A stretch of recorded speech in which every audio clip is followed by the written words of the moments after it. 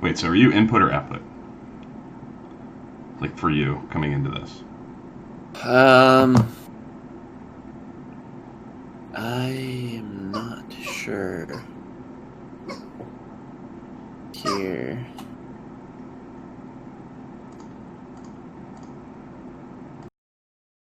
I think input is like a mic. Okay. Okay. So hopefully we are live finally for episode 138 of Trek Live. Uh, Hopefully the audio is coming through clean. I'm on a new computer, so we have new settings, new everything, and this is sort of a test drive slash first episode on all the new settings. So if you're in the room, if you're watching on Periscope or Twitter, and you have the ability to comment, please feel free to let us know if we sound okay, if we're streaming relatively okay. Um, Well, Sounds like I'm coming through okay. Dan, why don't you? How you doing this morning, Dan? Uh, I'm doing great. I'm excited to talk about some Star Trek, specifically comedy. I think that's kind of a hotbed right now, at least, um, because of Lower Decks. And I think maybe we talked about it on core setting, but it's something that we've always wanted to do, but we've never done. So I'm excited to kind of talk about that, and also I feel like I haven't. Did I update my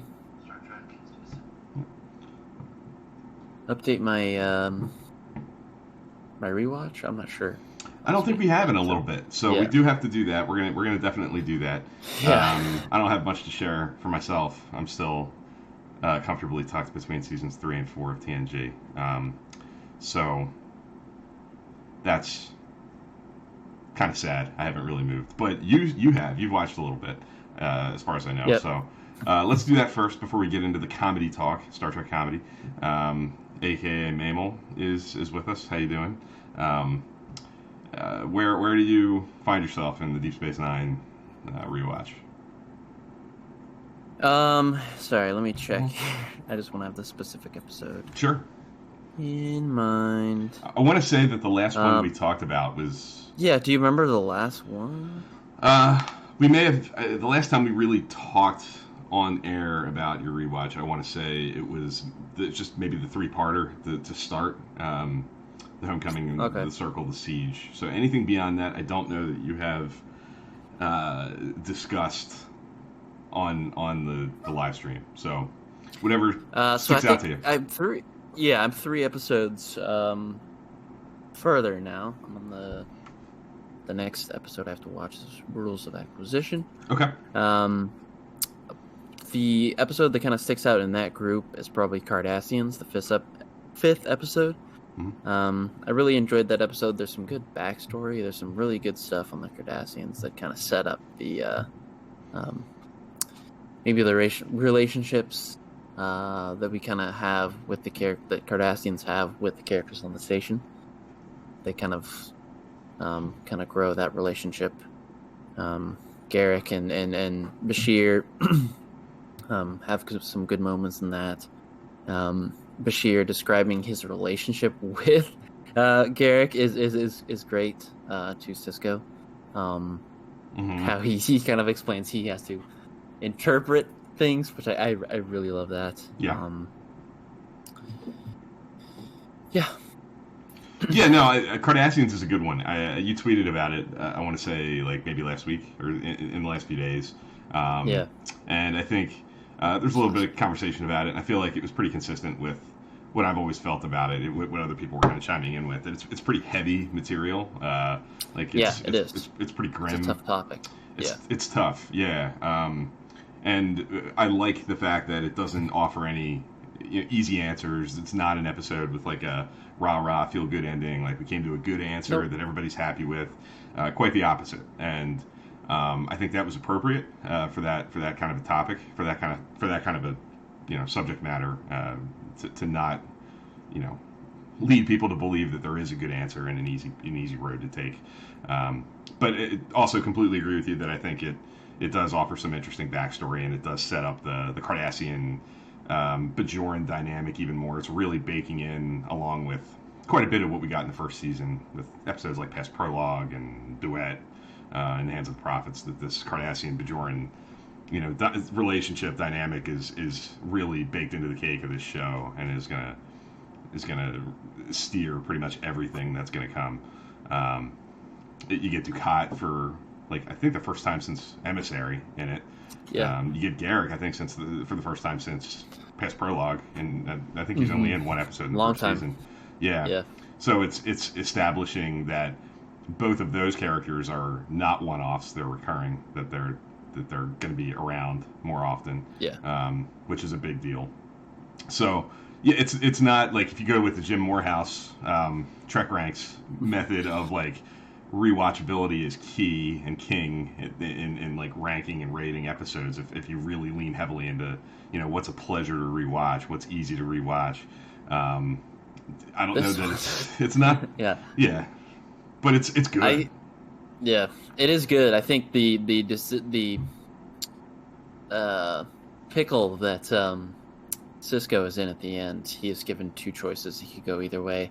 I'm not comfortable with either. But I think that's okay. Yeah. I'm okay with that, but it's tough. So, I think that might be a mark of a good episode. Yep. So, yeah. Yeah, and I think we talked a little bit, just kind of sum this up. We talked a little bit about. I remember touching on it when we did our season 2 episode draft for TOS with Jim. We talked.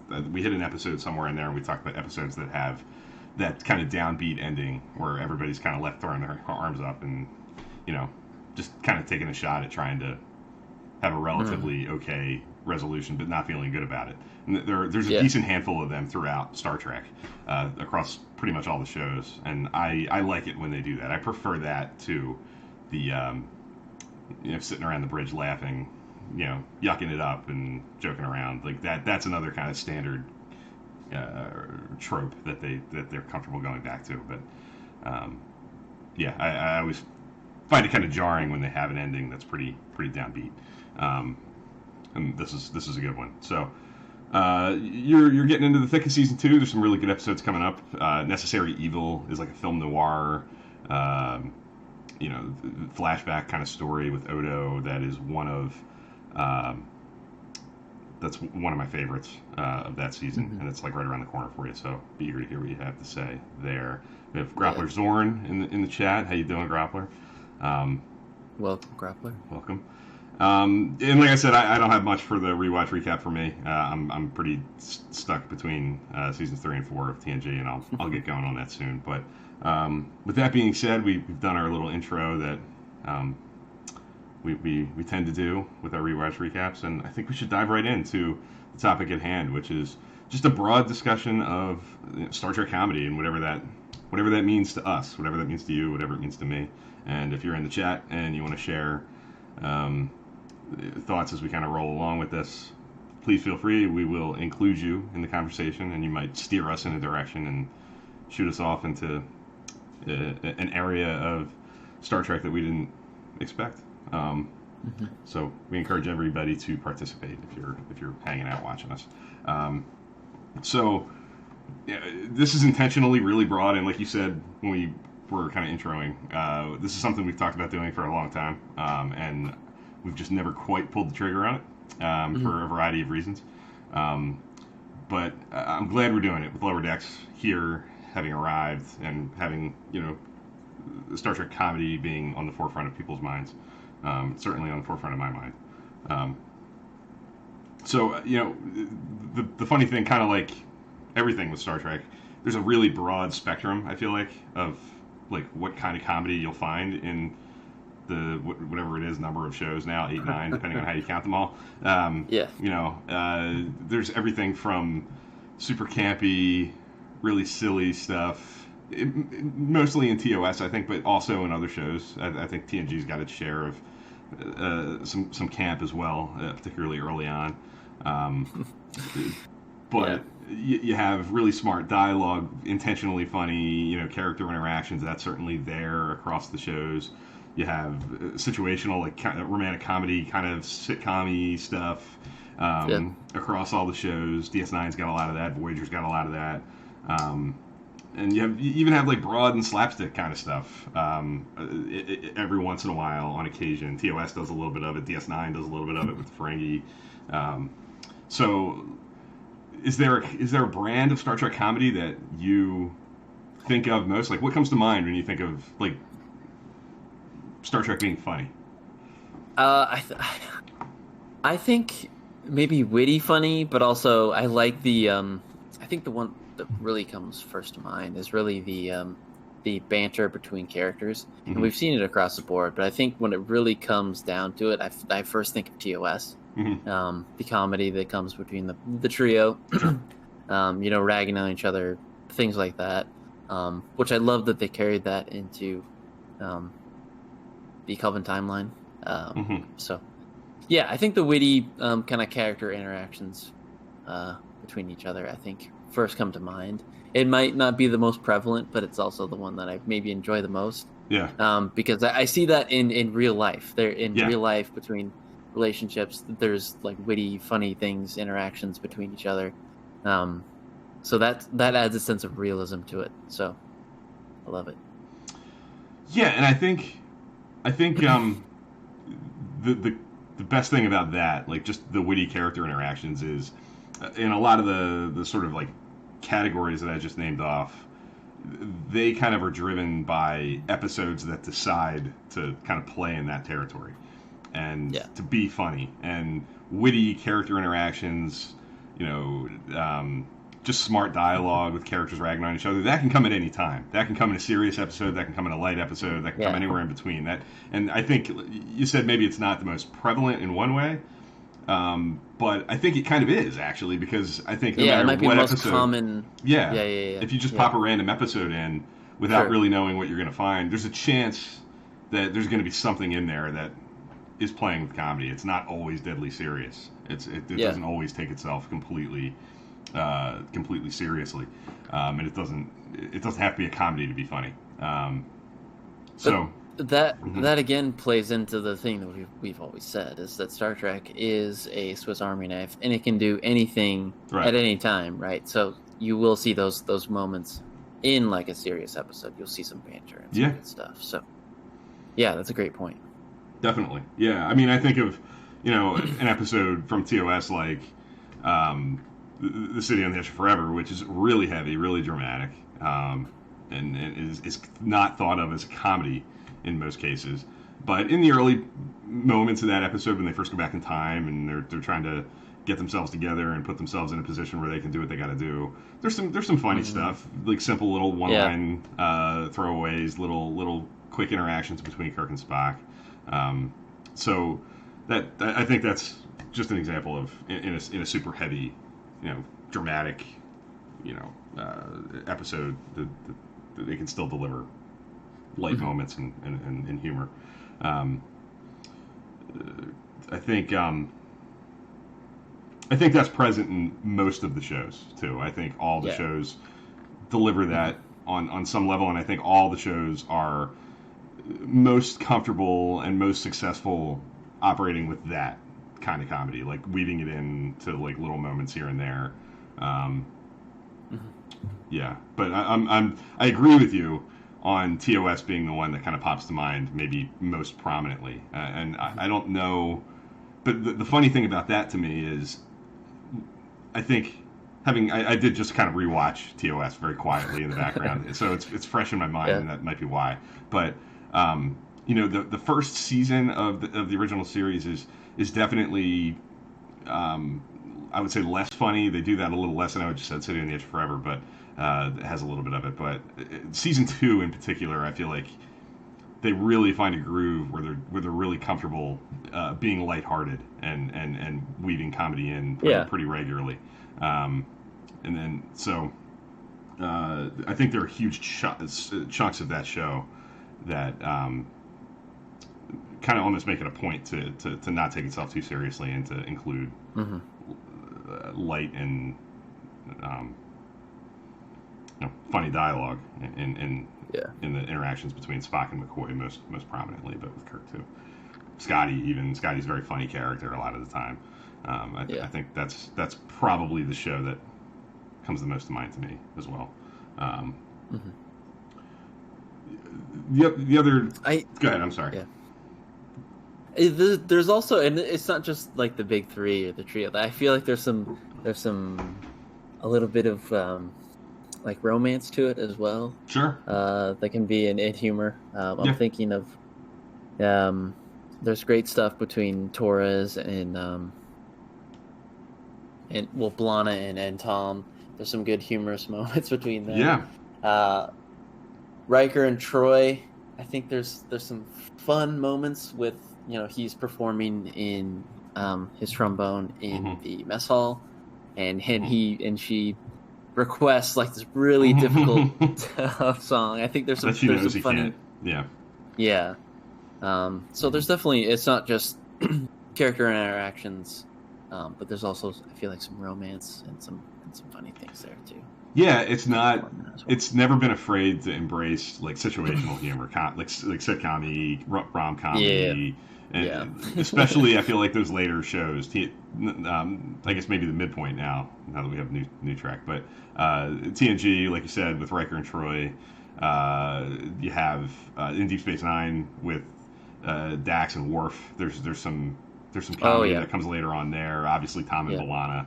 There's some pretty good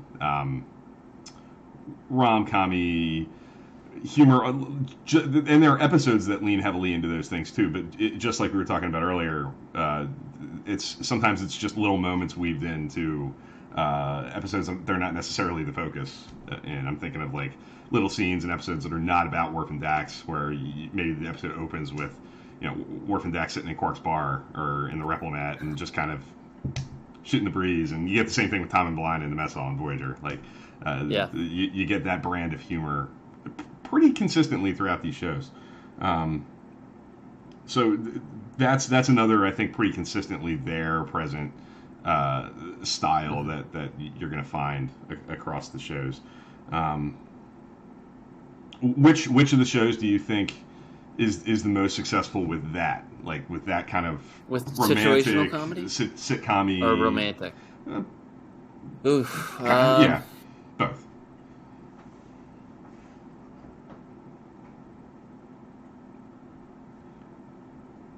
I It's don't know. I tough. want to say it is tough. I want to say either Deep Space Nine, or because there's flashes of um things in that. I think Hmm. there's some good.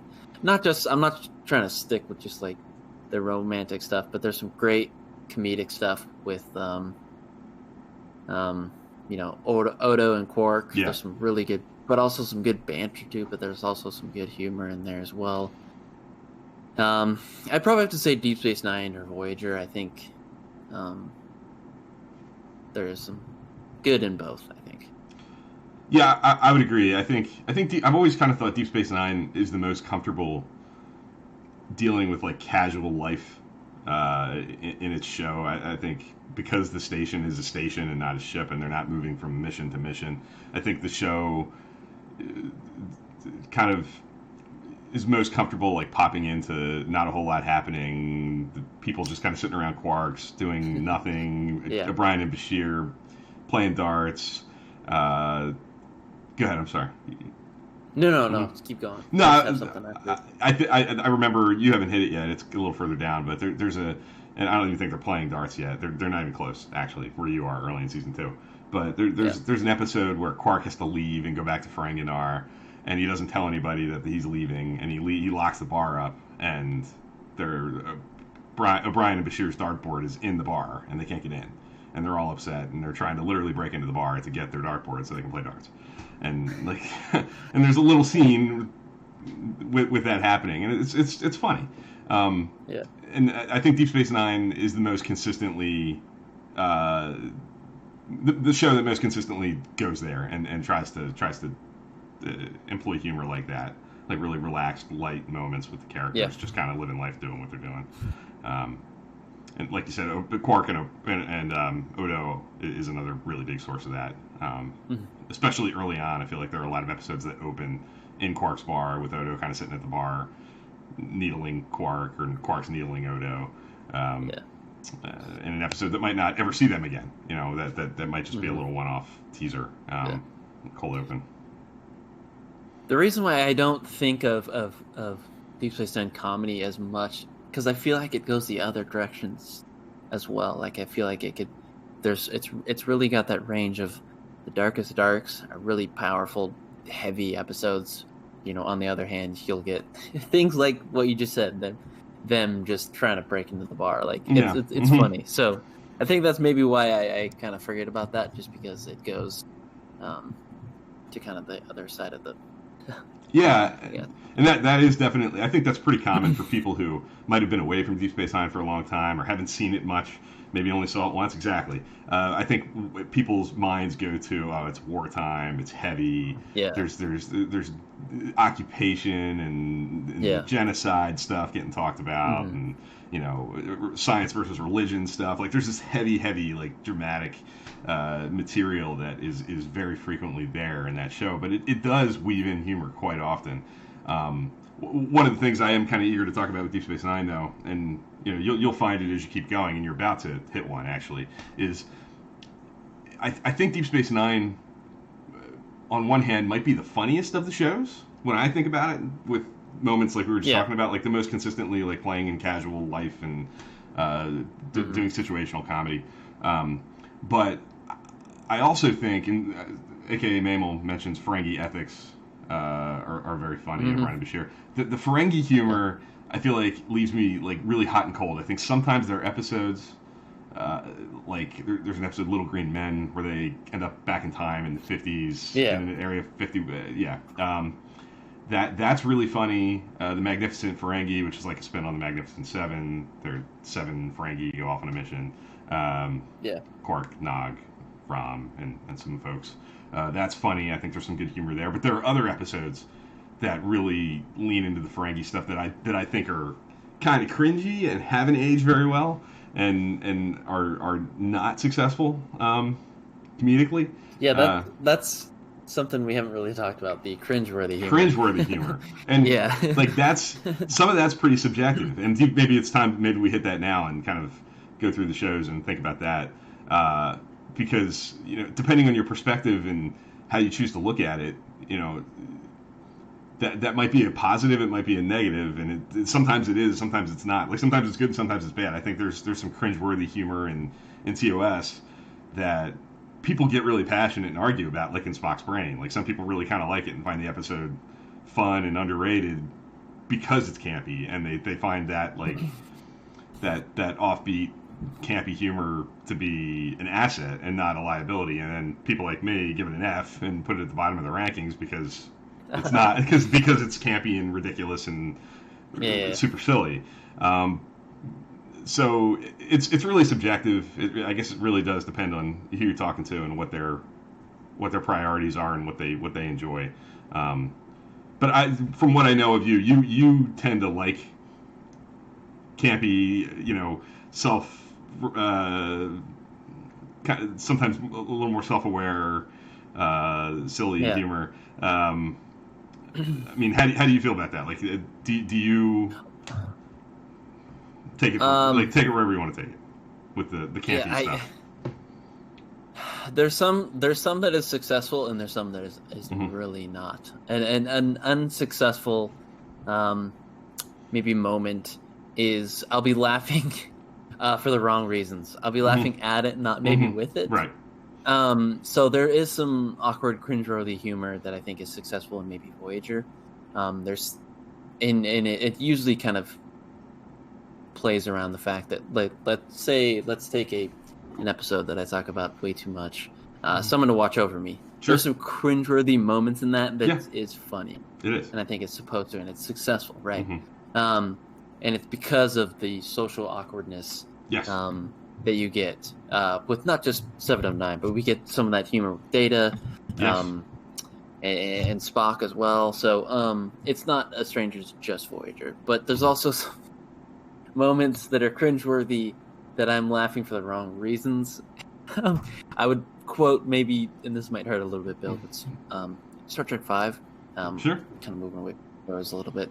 There's some moments in that where there's some cringeworthy stuff that I'm probably laughing more at it than with it.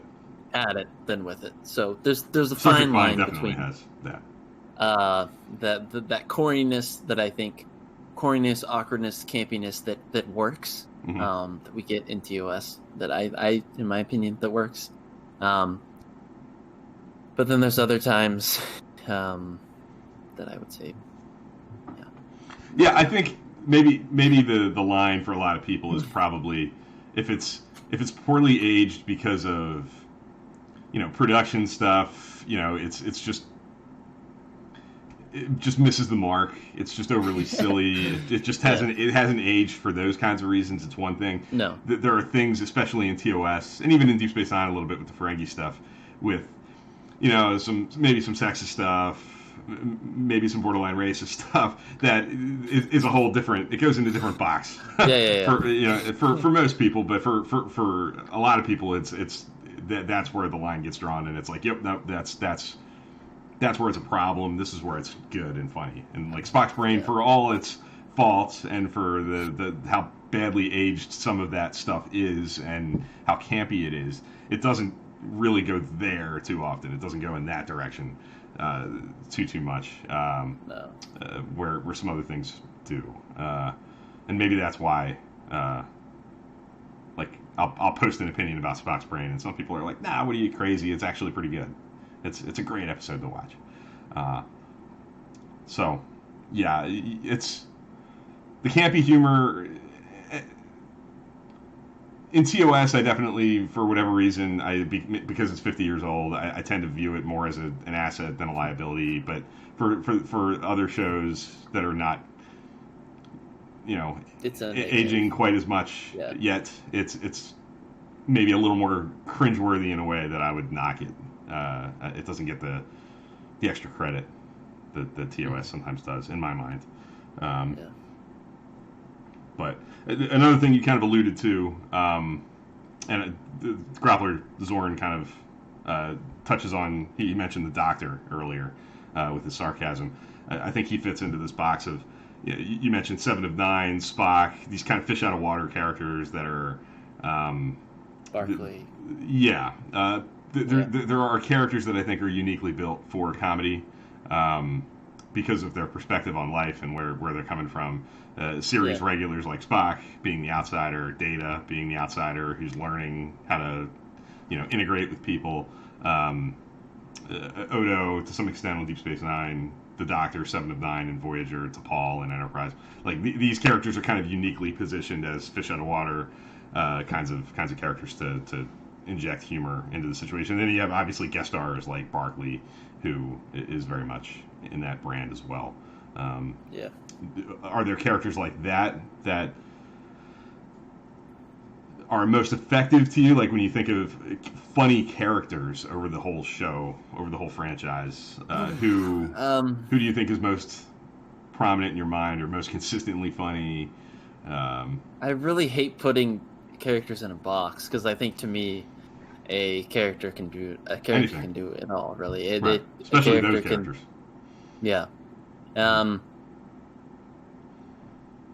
I wouldn't say that there's just like a class clown of Star Trek. I do think there are some more funny characters. I'm gonna bring up the elephant in the room because I feel like his character was designed to be the comic relief, maybe on the ship.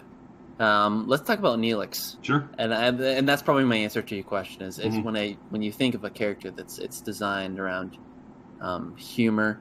I think Quark can kind of follow that kind of stereotype a little bit too, but he's got some layers as well. So I'll stick with my answer with Neelix. There's some great comedic moments though that come to mind right away that have some really strong, powerful moments as well. I think when he leaves, well, I guess it's not even Neelix. I'll just talk about it anyway. A funny moment is when Neelix leaves and Tuvok dances. I think that's them two interacting. So I'll take that as humor as well. It's funny, but it's also really kind of it's heartwarming too. Like Yeah. it's a big period at the end of an arc, I think. But that arc was so built around their yin and yangness and Yeah. their extreme ends of Mhm. the spectrum, Yeah. and the comedy that brings. So yeah, you're totally right there, and that's I think with those characters, there's often a relationship tied to it. With Data, maybe not so much. It's maybe a little bit more broad. He's got a relationship with Geordi, a friendship that lends itself to some humor, and with Picard being kind of like the mentor. But obviously Spock with Mhm. McCoy having an extreme end of the spectrum to banter with and to Yeah. play off of, and I think Seven and the Doctor um, have a some degree. I don't know, they're yin and yang. They kind of come from a similar place. We've talked about that before. Kind of like the mentor Mhm. becoming or the apprentice becoming the mentor. Um, Mhm. in that dynamic. But yeah, the character interactions, like we kind of maybe are kind of doubling back to where we started. The is again, I think probably the most successful brand of Star Trek humor. The more we're kind of talking about it, and I'm thinking about it, um, because I do think of like scenes with the Doctor and Seven, and I think of scenes with Spock and McCoy, and I think of scenes with Odo and Quark. Uh, Characters like that interacting with each other and finding humor in Yeah. like natural situations that those characters would find themselves in. Neelix and Tuvok is another one, um, Yeah. for sure. That I think is pretty successful consistently. Um, But that's all changed. Comedy is at the forefront of a show. it is. It is, and Um, it's a I different. don't know if you want to talk about that a little bit. I mean, we've talked about it um, on Core Setting, our sister Mhm, show, mhm. but um, And I think maybe the place to hit that is you especially, I think, were a little apprehensive about it yeah, as it was announced. Is that because you kind of going back to where we started with this conversation? When you think of Star Trek humor, you think of the most successful brand of it being kind of like witty stuff that's weaved into the greater whole, and not it. You don't think of Star Trek as a comedy, and is that where that resistance was kind of coming from? Was it yeah, the that's where it was animation? coming from, Mm-hmm. and I think, yeah, and I think that's to me that's kind of where it's been at least more successful in Trek. I think when I think of things when they try to do a little bit more broad, funny thing, it's not as successful. A bigger funny thing, I Mm-hmm. think it's more successful, like sprinkled in. I think at least for me right now, I mean, I'm flipping my preconceived notions upside down with Lower Decks, but I think to me with Star Trek comedy, less is more. I'm not saying I want this to be a dark or an action comedy. I want it to be really everything, because it can be. I think so. But yeah, it's definitely pushing the envelope a little bit, at least as far as Lower Deck goes. But I think um, why I think it's I don't yeah why I think it's best is because that's really all I've seen it be Yeah. successful, right? So Mm-hmm. um, it's tough for me to get on board with a purely Star Trek comedy, but I like I said, on Core Setting, it's definitely growing on me for sure. Me It's too. stepping in the right direction. I think like we always talk about, Star Trek has always been a Swiss Army knife, and comedy has always been, I think, going back to TOS, particularly once they got into the second season. It's always been one of the things in that Swiss Army knife. They do go to it. They will. There are episodes that are comedies that are in the ensemble. I mean, in TOS season 2 alone, there are 3 that are like straight up Yeah, unapologetically comedies. You have I Mud, which is very silly, gets really ridiculous and self-awarely funny. Uh, yeah, you have Trouble with Tribbles, which is 100% a comedy, and you have A Piece of the Action, which is 100% a comedy, I think. Um, mm, so going all the way back, they did do it, but it was like in the rotation. It was something that they would throw into the mix. It wasn't right. what the show was at its core. I don't think anybody would argue that Star Trek is a comedy show. But they're not, you know, um, opposed to exploring episode, like doing an episode that is a comedy. Yeah. In Voyager, there's a couple. Message in a Bottle is a comedy. Tinker Tenor Doctor Spy is a comedy. Yeah, Author is technically a comedy. It's got some comedy. Yeah. Some of the Q episodes, I think Deja Q is a comedy.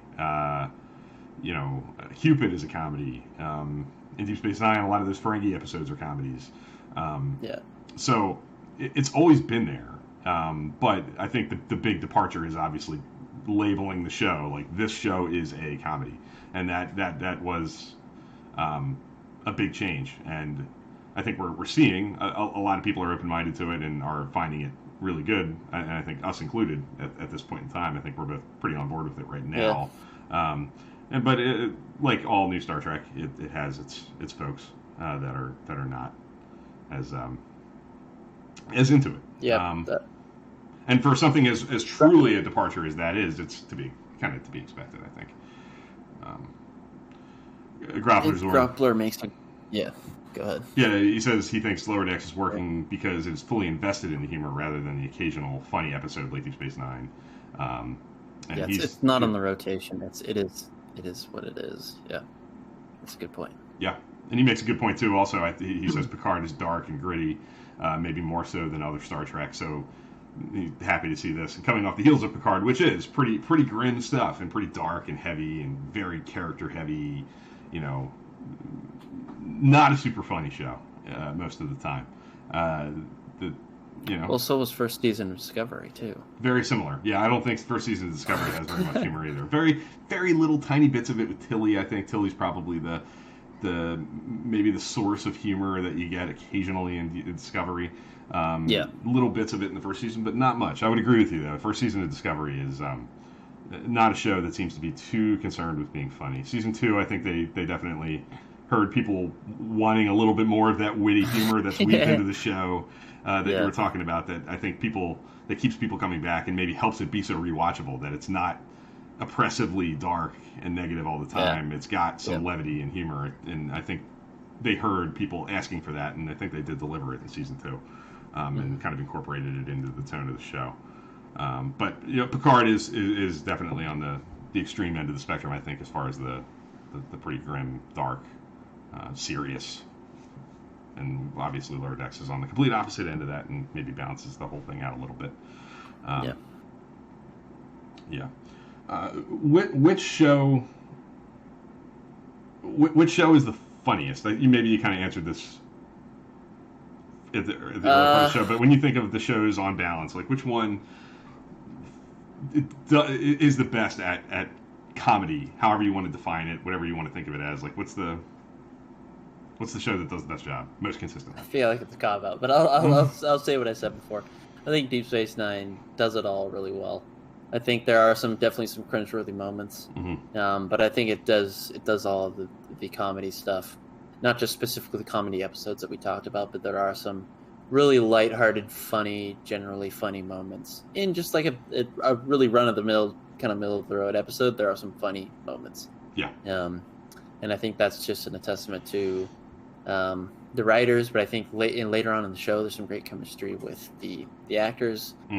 So there's some great stuff there too, but just great chemistry really to begin with. I think just kind of right off the bat, there are some great funny moments with Quark.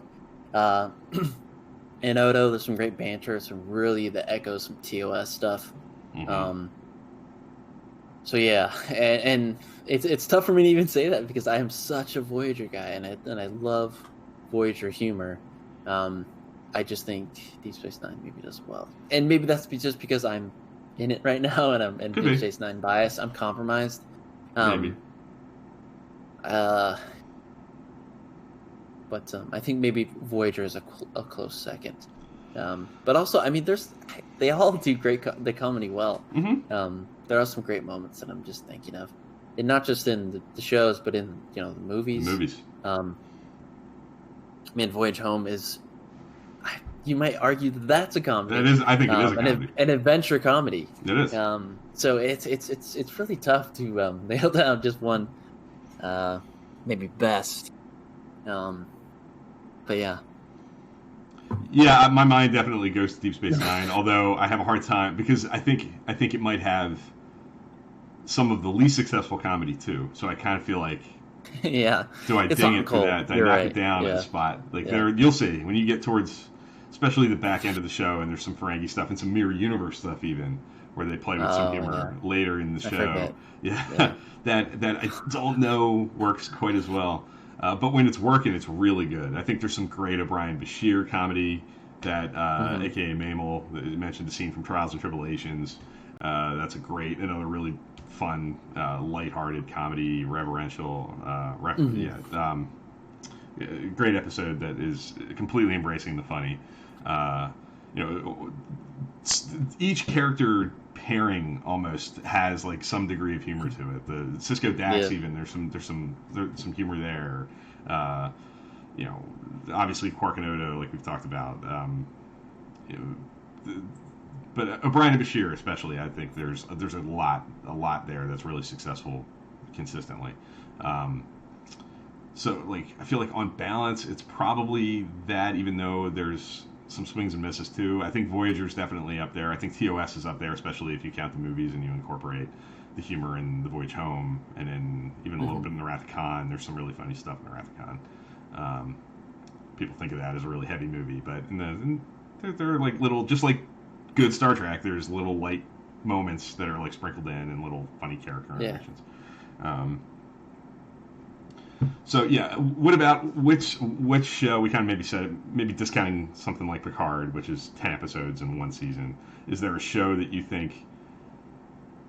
don't think is particularly successful with comedy? We haven't mentioned Enterprise hardly at all, and that's another one they do have some comedies. They have Unexpected. They have Yeah. Night and Sick They have comedy Bay. episodes. Yeah. Yeah, they're there. They've even maybe I don't know. North Star isn't really a comedy, but there's some comedy in it. It's more like Yeah. a western, uh, but it's there. I mean, it's just, is that the least successful? Like, is that the show that you think of least when it comes to, as evidence maybe I by we haven't really brought it up?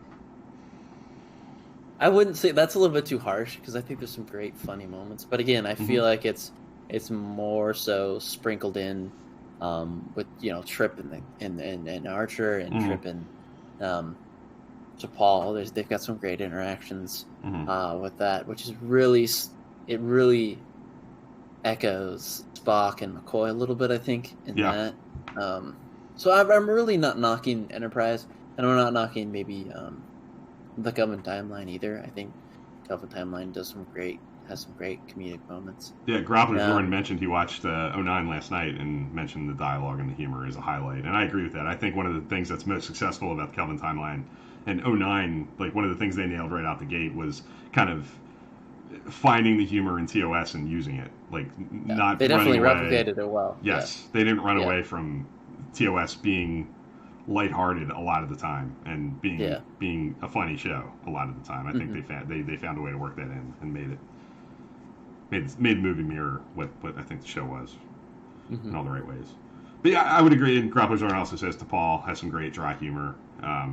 Trip is obviously a funny character a lot of the time, has moments. So yeah, I wouldn't want to, me, yeah, twist my arm to get me to knock Enterprise, but yeah, it's not a comfortable place for me. But Yeah. maybe the reason I don't think of it is when I think of like episodes that do wannabe comedies and are comedies. I think of those episodes from Voyager that I mentioned, Message in a Bottle, Tinker Tenor, Doctor Spy, Yeah. as successful episodes. Deep Space Nine, Trials and Tribulations, um, some of the earlier Ferengi episodes, Little Green Men, some of the Q episodes in TNG. Like they're successful quality comedies there. Enterprise, when I think of Unexpected and I think of A Night in Sick Bay, I'm not as high on those Precious episodes. Cargo. Precious Cargo, which You're laughing for the wrong reasons, right? that's an example of, I think, Yeah. I think it wants to be campy and silly. I think like I get vibes that that's kind of what it's going for, but I don't know that Yeah. it Yeah. quite accomplishes it. I don't know that it's like, I think the problem with Precious Cargo is that it wants to do that. It wants to like kind of echo some of those TOS really cheesy, really corny, guy-girl situations that TOS goes Yeah, for, yeah. but isn't comfortable enough to just like really swing for the fences and just go there. Like I think it's hedging a little bit, and it's doing it in motion, like it's walking the walk, but it's not talking the talk with Yeah. those things. Um, but yeah, I guess that maybe is the reason I don't think of Enterprise as much. There aren't episodes to latch onto, but when I watch the show, there are inevitably moments weaved into it that Mhm. I think are funny. Um, yeah, yeah. Any what's the best comedy episode across the whole thing? Like if you had to sit somebody down, if you had to sit your wife down, and I know this isn't the easiest thing, and I know how this goes. I've heard it happen. Yeah. Hey, do you want to watch an episode of Star Trek? I know what the answer is. But if you had her for an hour and you were trying to An convince her, hey, hour. Star Trek is funny. Star Trek can be funny. What do you show? Not just your wife, but somebody to demonstrate that Star Trek can be a comedy when it wants to be. Um, maybe go Trouble Tribbles. Maybe go Voyage Home. Maybe go Someone to Watch Over Me. Maybe Yeah. go. I know I'm rattling off a bunch. No, that's good. That's what I want. Trials and Tribulations, maybe too. Yeah. But yeah, I'd probably go with those. Those are probably my top when I think of comedic episodes that I think are the most successful. I think I probably go there. I am really biased, so I will stick to my biased Voyager roots. So I would probably go Someone to Watch Over Me. Mm-hmm.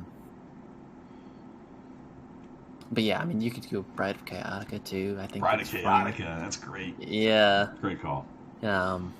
Like anything, I guess it depends on who you're aiming it at. It really depends. Yeah, it depends on who you're doing it, who you're making to watch. Right.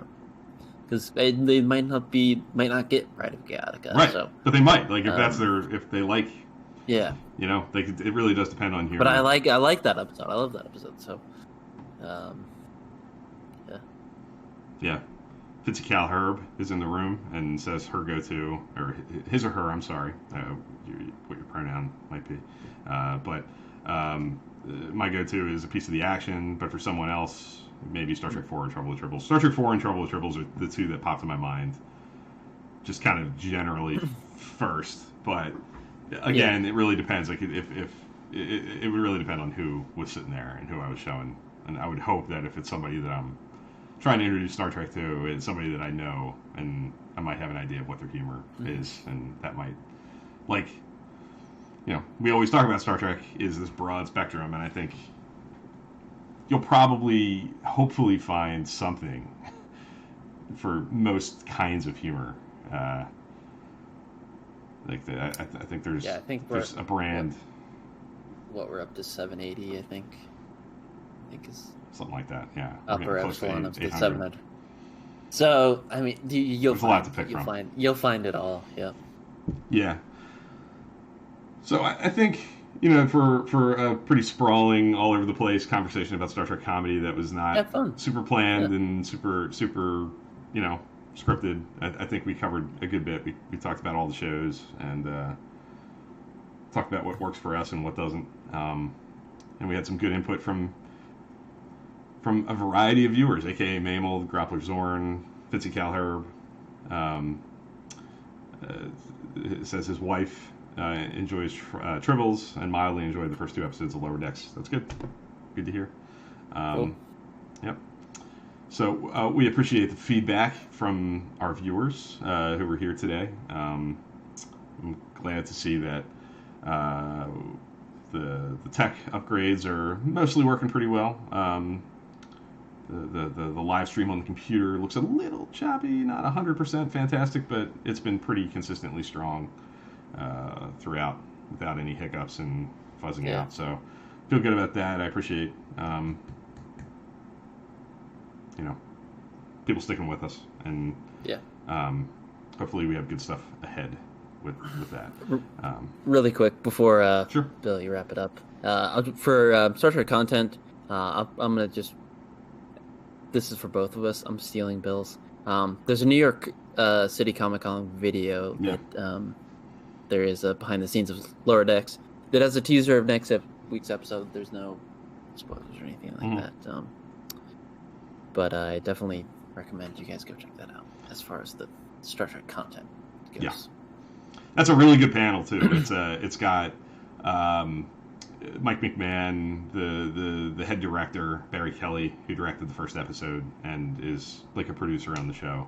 And I think there's an animator and a writer as well. And it's like 45 minutes just kind of talking about the show and where they're going. And it's very spoiler conscious. They're not sharing anything. They definitely tiptoe around. You don't learn anything about what's coming spoiler wise that we don't kind of already know, that hasn't already been alluded to. But there are some cool insights into where the show's going more broadly and the kind of show it wants to be, and the kinds of stories that I think we're going to be getting for the next couple of years from it. And it's a great listen. I would recommend it to everybody. So totally agreed. Yeah. Yeah.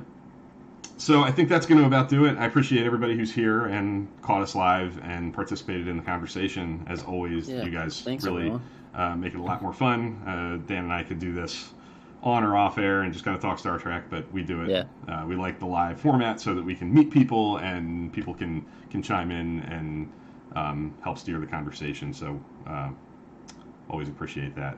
The conversation doesn't have to stop here. You can find us both on Twitter, Dan at Trek Live, me at TrekFan4387, and we're always hanging out talking Star Trek. So if you are interested in joining our Discord server, which is always open and has a nice little population of positive, friendly Star Trek fans, you can shoot me a DM, TrekFan4387. I'd be happy to throw you an invite and get you included in that.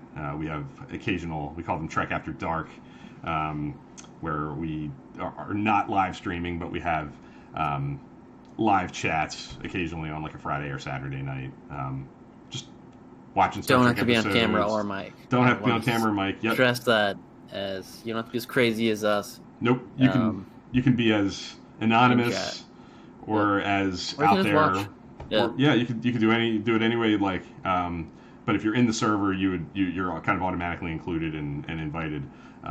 We watch episodes, we play trivia, we play this or that. We have all kinds of things up our sleeve when we do. It's been a while since we've had one, but I think hopefully in the next few weeks we'll get back into the rhythm of that.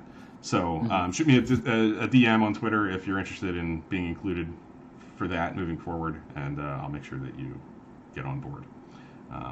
But I think that's going to about do it. I appreciate everybody watching live or recorded. This will be available on YouTube in the coming days, as well as a recording.